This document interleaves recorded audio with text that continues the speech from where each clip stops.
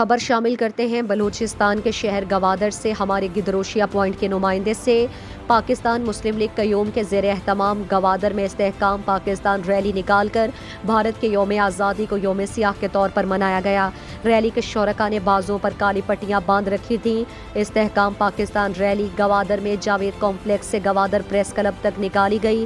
Rally کی قیادت مسلم league قیوم کے مکران ڈویژن کے صدر عدنان رئیسی اور مسلم لیگ قیوم کے مرکزی ڈپٹی سیکریٹری اطلاعات فیصل بھٹی اور سوشل میڈیا آرگنائزر مخدوم ثقلین بخاری نے کی۔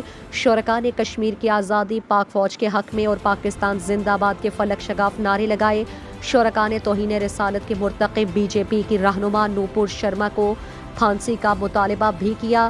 مسلم لیگ قیوم کے رہنماؤں نے خطاب میں کہا کہ جب تک مقبوضہ کشمیر پاکستان کا حصہ نہیں بن جاتا ہم سکون سے نہیں بیٹھیں گے۔ انہوں نے مطالبہ کیا کہ بھارت کے مسلمانوں کو مذہبی آزادی دی جائے۔ کشمیر میں مظالم ڈھا کر بھارت نے خود کو مسلمانوں کا دشمن ثابت کر دیا۔ انہوں نے کہا کہ بھارت ایک یاسین ملک کو قید میں رکھ کر خود کو بہادر نہ سمجھے۔ ہم سب یاسین ملک ہیں۔ بھارت کا یوم آزادی اصل میں دنیا بھر کے لیے یوم سیاہ ہے۔ انہوں نے کہا کہ مودی نے مسلمانوں پر جو مظالم ڈھائے وہ کوئی ڈیموکریٹک ملک نہیں کر سکتا۔ اقوام متحدہ اور دنیا کے سپر پاور بھی آج بھارت کے مظالم پر خاموش تماشائی ہے، لیکن اللہ سب دیکھ رہا ہے۔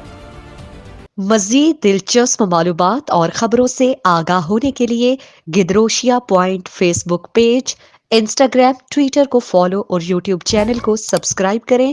بیل آئیکن بٹن دبانا نہ بھولیں تاکہ مکران سمیت بلوچستان کی خبروں سے جڑے رہیں۔